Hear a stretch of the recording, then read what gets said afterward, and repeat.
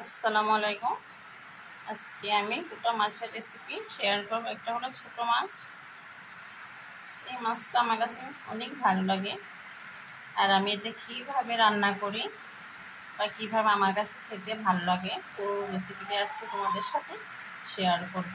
যদি আমার ভিডিওটা দেখতে তোমাদের কাছে কোনো অংশ কিছুটাও ভালো লেগে যায় তাহলে লাইক, কমেন্ট, শেয়ার, সাবস্ক্রাইব করে পাশে থাকবে।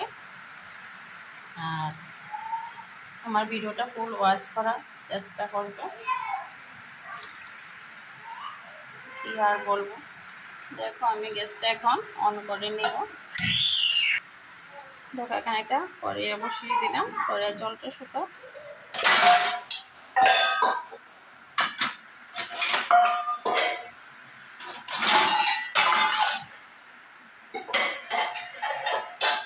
দেখো আজকে আমার ছেলেকে দিয়ে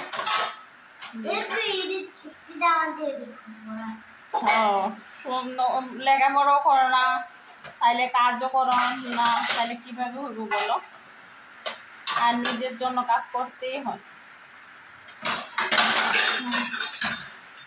দেখো আমার ছেলে কি করে, এভাবে না, সুন্দর করে রাখো বাবা। যাক, আমার ছেলে এগুলো কুচাতে কুচাতে এখানে আমার কড়াইটা গরম হয়ে গেছে। এখানে আমি সাদা অয়েল দিয়ে দেবো। আমি একটা ঝাঁকিতে মাটিগুলো কুচিয়ে রাখি যাতে জল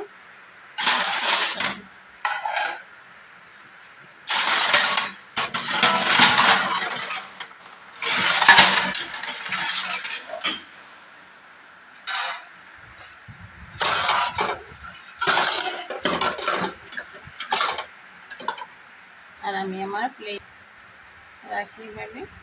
এখানে আমি বড় চামচগুলো রাখি আর ছোট চামচগুলো আমি নিয়ে রাখি। দেখো বাইরে কত বৃষ্টি হচ্ছে, খুব সুন্দর মনোরম পরিবেশ। দেখো তোমার দেখতে পাচ্ছি তুমি, বৃষ্টি পাচ্ছি দেখো, দেখো মুসুর ভারী বৃষ্টি হচ্ছে আমার রান্নাঘরে। দেখো জানালা দিয়ে আমি দিচ্ছি বৃষ্টি। তাকে এখানে দেখি আমার তেলটা কেমন গরম হবে।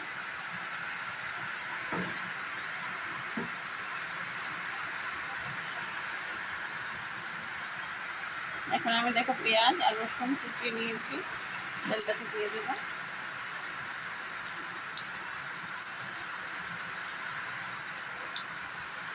লঙ্কা কুচিটা করে দেবো। বৃষ্টি দেখো আমাদের সাথে, আমার সাথে তোমরা, খুব সুন্দর বৃষ্টি হচ্ছে। পেঁয়াজ রসুনটা ভাজা হতে থাক, আমি এখানে মশলাটা রেডি করে নিই। পেঁয়াজ রসুনগুলো আমি আরেকটু নেড়ে দিব, না হয় পড়ে যাবে।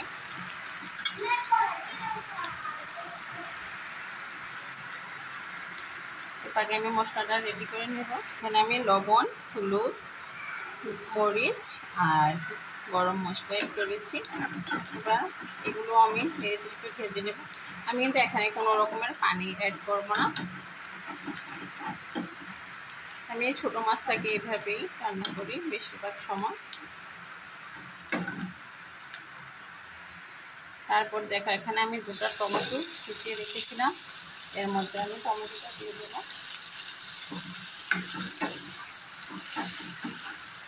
টমেটোটা দিয়ে আমি 1-2 মিনিটের মতো ভালোভাবে একটু নেড়ে নেব। এরপর আমি চুলার আস্তে আস্তে কমিয়ে নেব।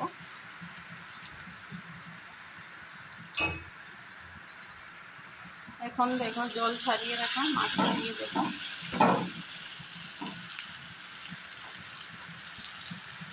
মাছটা দিয়ে দিলাম। এবার আমি অল্পভাবে মাছটাকে এভাবে একটু নেড়ে ছেড়ে দেবো।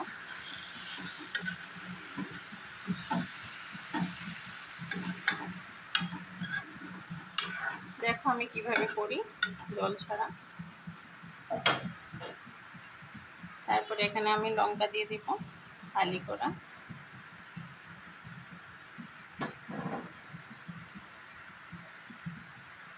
এরপরে দিব একটু ধনেপাতা কুচি। ধনেপাতা কুচিটা আমি 2বার দিব, এখন একবার দিলাম, পরে আরেকবার দিব নামানোর সময়।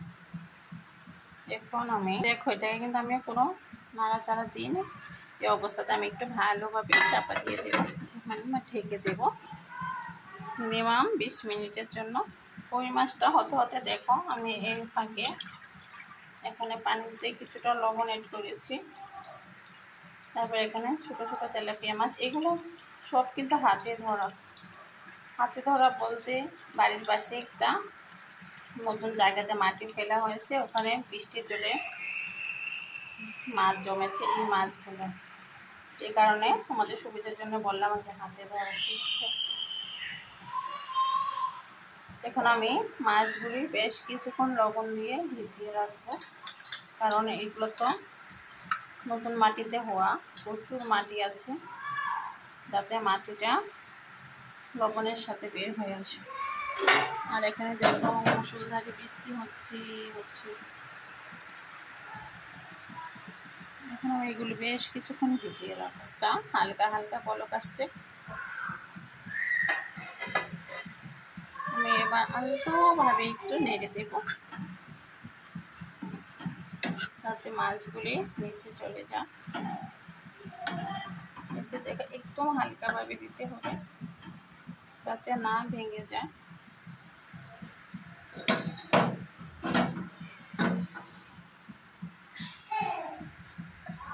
ঠিক আছে, আবার একটু ঢেকে দেব। তেলাপিয়া মাছটা ভাজার জন্য আমি এখানে কিছুটা তেল দিয়ে মাছটা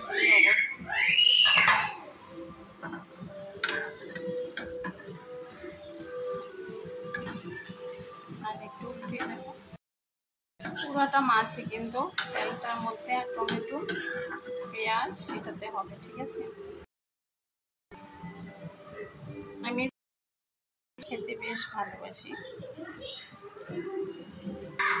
দেখো এখানে আমি আরো কিছু ধনে পাতা কুচি দিয়ে দেবো। এবার লাস্ট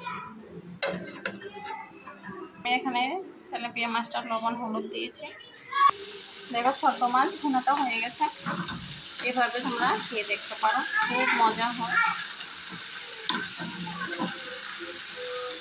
এবার ছোটো মাছটা ভুনা করলে দেখবে আর কোনো কিছু লাগে না, এটা দিয়ে খাওয়া হয়ে যাবে। এখানে আমি তেলাপিয়া মাছটাকে ভেজে নিচ্ছি।